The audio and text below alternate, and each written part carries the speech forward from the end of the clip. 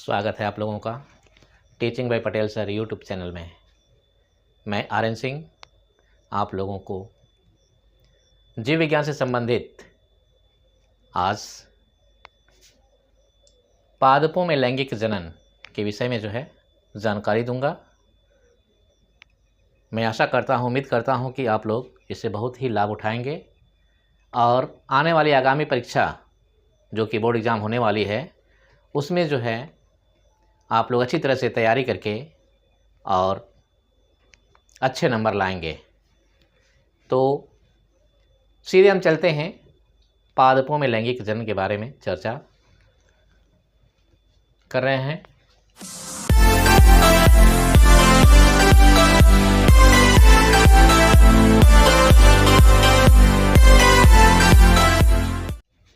प्यारे बच्चों, पादप में जो पुष्प होता है वहीं जो है लैंगिक भाग होता है और ये पुष्प जो होते हैं दो प्रकार के होते हैं, एक लिंगी पुष्प और उभयलिंगी पुष्प। एक लिंगी पुष्प और उभयलिंगी पुष्प दो तरह के ये होते हैं। ऐसे पुष्प जिनमें नर और मादा दोनों ही भाग पाए जाते हैं, दोनों प्रकार के युग्मक बनते हैं, वे द्विलिंगी या उभयलिंगी पुष्प कहलाता है। और जिस पुष्प में केवल नर भाग होता है अर्थात नर युग्मक बनता है या केवल मादा भाग होता है अर्थात मादा युग्मक बनता है, तो वो जो है एक लिंगी पुष्प होता है। तो प्यारे बच्चों, सबसे पहले हम देखते हैं पुष्प के भाग। पुष्प के जो है मुख्य रूप से चार भाग होते हैं।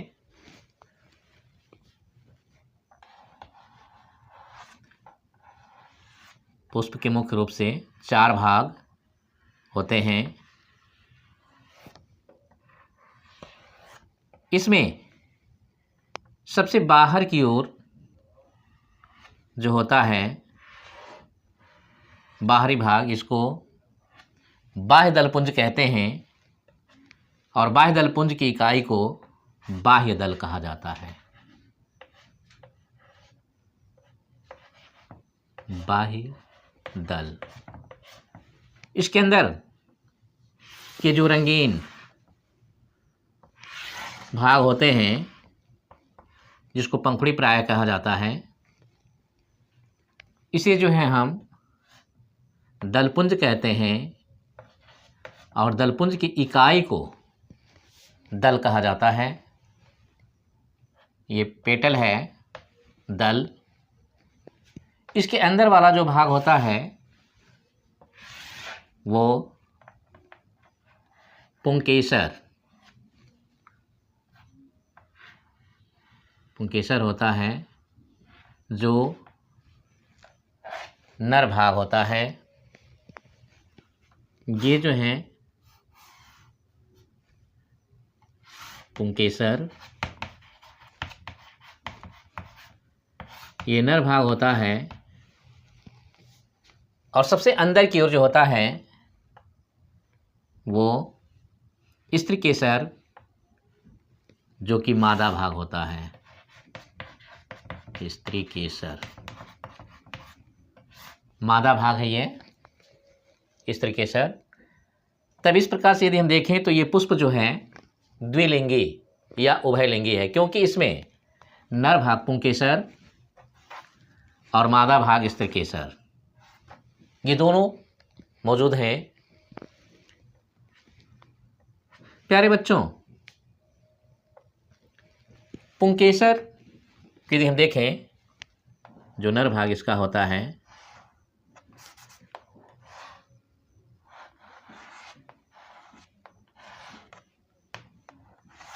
तो इसको जो हम पुंतंतु कहते हैं, पुंतंतु। और ये वाला भाग जो है ये परागकोश है, परागकोश। इसी परागकोश में नर युग्मक का, इसी परागकोश में जो है नर युग्मक का निर्माण होता है, नर युग्मक बनता है, जिसे हम परागकण कहते हैं, पॉलन ग्रेन। पॉलन ग्रेन होता है, परागकण कहा जाता है। इसी के अंदर बनता है, बहुत छोटे छोटे कण होते हैं ये, माइक्रोस्कोप से देख सकते हैं इसको। और यदि स्थिकेसर को देखें हम तो स्थिकेसर के 3 भाग होते हैं।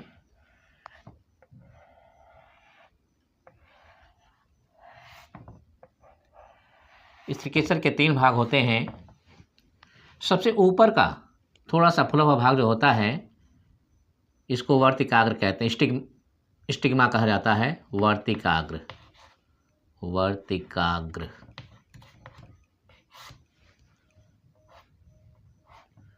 ये वर्तिकाग्र है, जो ऊपर सबसे ऊपरी भाग होता है, वर्तिकाग्र। जो बीच में पतला सा भाग होता है, लंबा सा पतला सा धागे के समान होता है, ये वर्तिका होता है, वर्तिका। और जो फुला हुआ भाग होता है, इसको जायांग या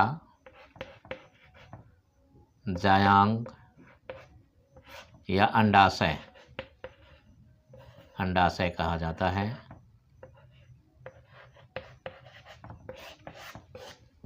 इसके अंदर छोटी छोटी संरचनाएं होती हैं। इन छोटी छोटी संरचनाओं को बीजांड कहा जाता है। छोटी छोटी संरचनाओं को बीजांड कहते हैं।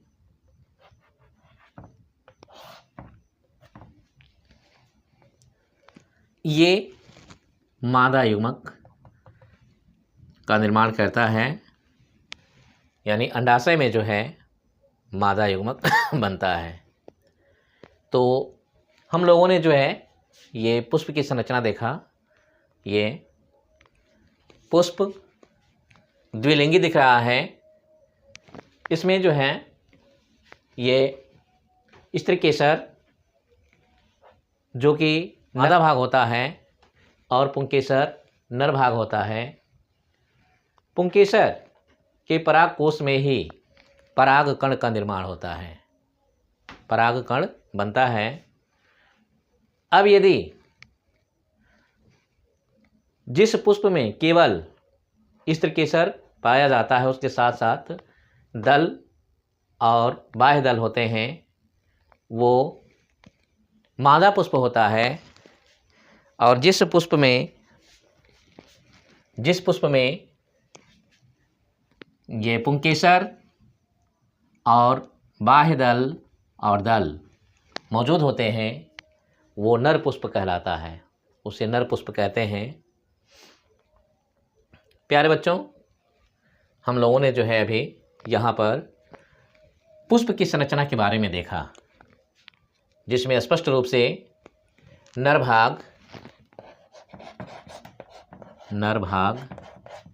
जो कि पुंकेसर होता है, पुंकेसर में परागकोश, पुंतंतु, और ये योजक होता है, योजक, जोड़ने वाला योजक।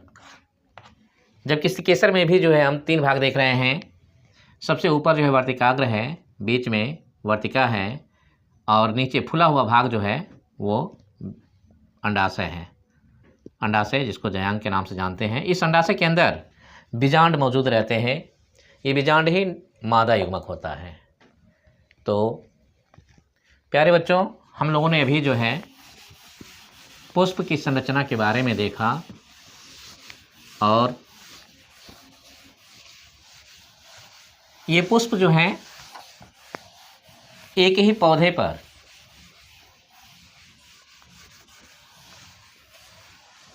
पौधे पर ये मौजूद होते हैं, एक ही पौधे पर लगे होते हैं।